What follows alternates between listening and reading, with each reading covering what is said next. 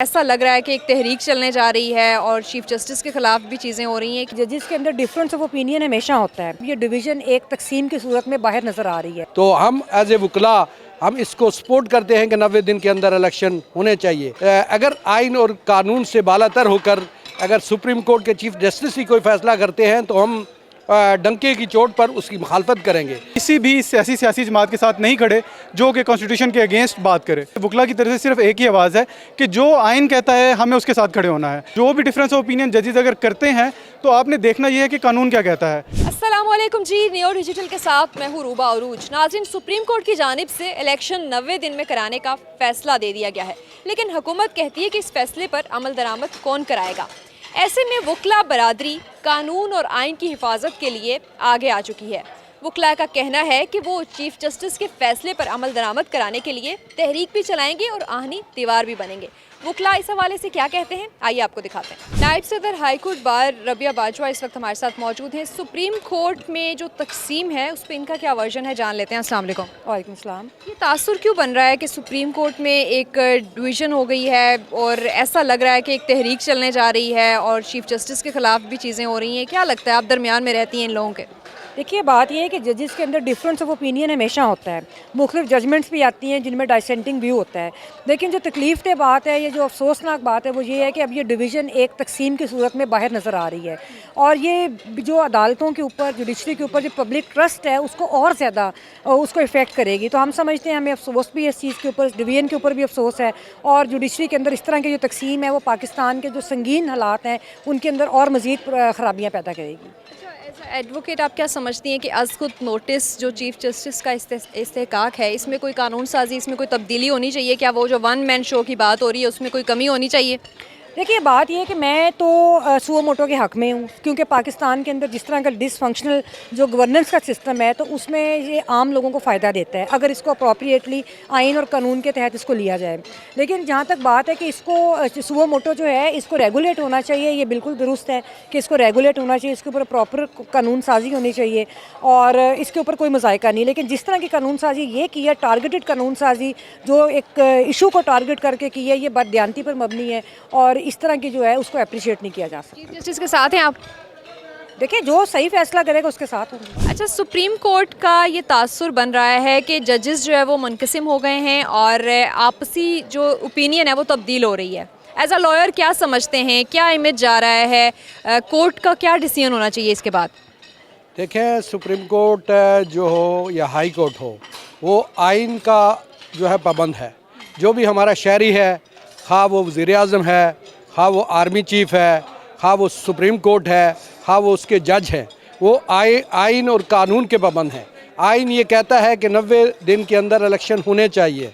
तो हम as a वकला हम इसको सपोर्ट करते हैं कि 90 दिन के अंदर इलेक्शन होने चाहिए। हम आइन की प्रोटेक्शन करने वाले हैं। हमें आइन की जो लोग खिलाफ वर्जी कर रहे हैं उनकी मुखालफत करनी चाहिए, ना कि उनकी हमायत करनी चाहिए, क्योंकि हम आइन के मुहाफ़िज़ हैं।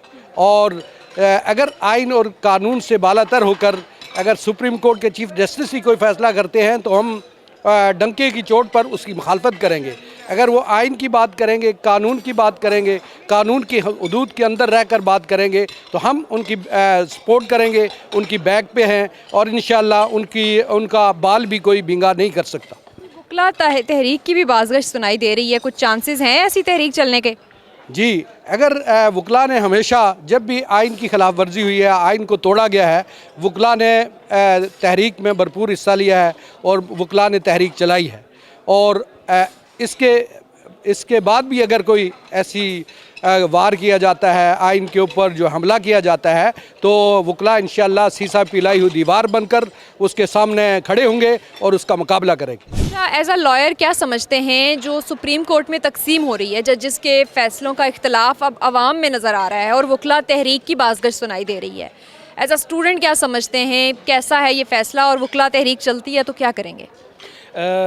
डेफिनेटली जी, ये एक डिफाइनिंग मोमेंट है, ये एक इर्तकाई मोमेंट है हमारे जो है ना आगे आने वाले जो पाकिस्तान का लीगल सिस्टम होगा, उसका स्ट्रक्चर होगा, उसके लिए ये एक इर्तकाई मोमेंट्स हैं।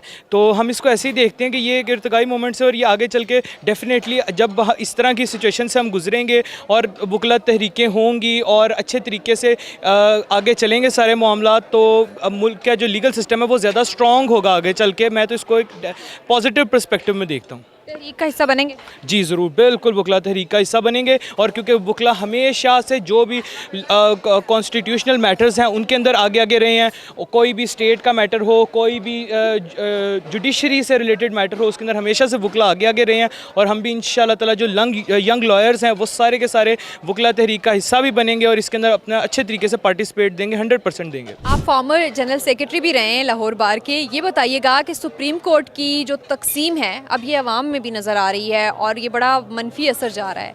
As a student of law क्या समझते हैं क्या होना चाहिए, और अगर वकला तहरीक दोबारा चलती है तो क्या असरात देख रहे हैं?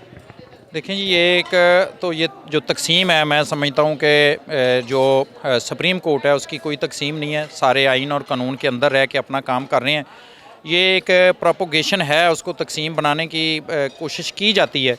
और बतौर कानून का तालिब इल्म हम डे फर्स्ट से आइन के साथ खड़े हैं और हम कानून के जो मुहाफ़िज़ हैं। और वकला ने हमेशा, अगर वकला तहरीक ये तभी अगर कोई इस एक भी इलीगल जो है वो एक्ट होगा तो वकला जो है वो उसके पीछे आइन के साथ और चीफ जस्टिस साहब के फैसले के साथ एक आहनी दीवार के तौर पे खड़े होंगे। सुप्रीम कोर्ट में तकसीम नज़र आ रही है, क्या समझते हैं? वकला तहरीक की बाज़गश सुनाई दे रही है, अगर आपका एक्सपीरियंस या फिर आपकी ऑब्जर्वेशन क्या कहती है, कोई इस तरह की तहरीक चल रही है? नहीं, मैं नहीं समझता ऐसा कुछ है, क्योंकि सुप्रीम कोर्ट जो है वो हमारी मुल्क की सबसे बड़ी अदालत है और मैं नहीं समझता कि ऐसे डिसीजन देगी जिससे मुल्क के हालात ख़राब हों या कोई ऐसा एक्ट हो जाए जिसकी वजह से आने वाले अवाम को नुकसान हो। सुप्रीम कोर्ट आला अदलिया है, वो जो भी फ़ैसला करती है वो ठीक करती है, उसमें कभी भी तकसीम नहीं होगी और जो वकला हैं वो हमेशा अपनी अदलिया के साथ खड़े हैं। अच्छा, जो हम सुन रहे हैं कि वन मैन शो चल रहा है, जजेस खुद ही ये बयानात दे रहे हैं और अपने ज़ाती जो उनके जज्बात हैं उनको हिस्सा बनाया जा रहा है फ़ैसलों का। अगर कोई डिवीजन होती है तो फिर वकला का क्या रोल होगा? ये पॉलिटिकल जब भी कोई मामला होते हैं इलेक्शंस के करीब, हमेशा ऐसे ही फ़ैसले आते हैं और कभी एक पार्टी को उस पर एतराज़ होता है और दूसरे के हक़ में होता है। तो ये अदलिया का काम है, उसने कैसे फ़ैसले करने हैं। तकसीम का बहरहाल अदलिया में कोई ऐसा अमकान नहीं आने वाले सालों में और ना कभी होगा। अदलिया हमेशा इकट्ठी होती है और उसका फ़ैसला यकजा होता है। हमेशा फुल बेंच के अंदर अपनी राय मुख्तलिफ हो सकती है, लेकिन हमेशा फ़ैसला वही होता है जो उसमें ज़्यादा जजेस उसमें अपना राय देते हैं, वही फ़ैसला होता है। सुप्रीम कोर्ट में तकसीम की बाज़गश्त और वकला तहरीक की बाज़गश्त सुनाई दे रही है, यंग लॉयर्स क्या कहते हैं? मेरा ख्याल है कि जो सुप्रीम कोर्ट और हाई कोर्ट्स ने डिसीजंस दिए हैं आजकल की पोजीशन के हवाले से, जो इलेक्शंस के हवाले से इनके डिसीजंस हैं, उसके पीछे वकला यकमुश्त होकर खड़े हुए हैं और एक आवाज़ के अंदर जो है वो उसको प्रोसीड कर रहे हैं। जो भी डिसीजंस लिए जा रहे हैं वकला की तरफ से आपके सामने ही है। लाहौर हाई कोर्ट बार ने अपना डिसीजन दिया है, वहाँ पे वकला कन्वेंशन जो है वहाँ पे मुनक्किद किया गया और वहाँ पे वकला की तरफ सिर्फ एक ही आवाज़ है कि वो कॉन्स्टिट्यूशन के साथ खड़े हैं और वो किसी भी सियासी जमात के साथ नहीं खड़े जो कि कॉन्स्टिट्यूशन के अगेंस्ट बात करे। अब क्योंकि सुप्रीम कोर्ट की तरफ से एक फ़ैसला आया है जिसमें ये कहा गया है कि इलेक्शन जो हैं वो अपने वक्त पे होने चाहिए, तो हमारी तरफ से वकला की तरफ से सिर्फ एक ही आवाज़ है कि जो आइन कहता है हमें उसके साथ खड़े होना है। और जो तहरीक वकला की तरफ से शुरू की जाएगी, अगर इस हवाले से कोई भी हुकूमत की तरफ से स्टेप लिया गया और सुप्रीम कोर्ट के फ़ैसले को ना माना गया तो हम वकला एक आवाज़ बुलंद करेंगे और अपने आइन के साथ खड़े होंगे। अच्छा, ये जो तकसीम है जजेस में, क्या समझते हैं कि दरमियान में कोई लोग मौजूद हैं जो कि अदलिया की साख ख़राब करने की कोशिश कर रहे हैं? देखिए, ऐसी बात बिल्कुल भी नहीं है।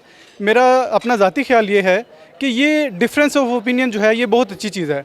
आपको जब दूसरी तरफ से एक राय आती है, इसका मकसद हरगिज़ ये नहीं है कि जो दूसरे जजेस हैं उनका जो कोई ओपिनियन है वो अगेंस्ट द लॉ है। उन्होंने अपने तरीके से लॉ को देखना है और जो जजेस इसकी फेवर में जा रहे हैं उन्होंने अपने तरीके से देखना है। अगर इनके दरमियान डिफरेंस ऑफ ओपिनियन है तो इसको बढ़ा चढ़ाकर पेश नहीं करना चाहिए, क्योंकि सोसाइटी के अंदर जो डिफरेंस ऑफ ओपिनियन है ये एक अच्छी चीज़ है।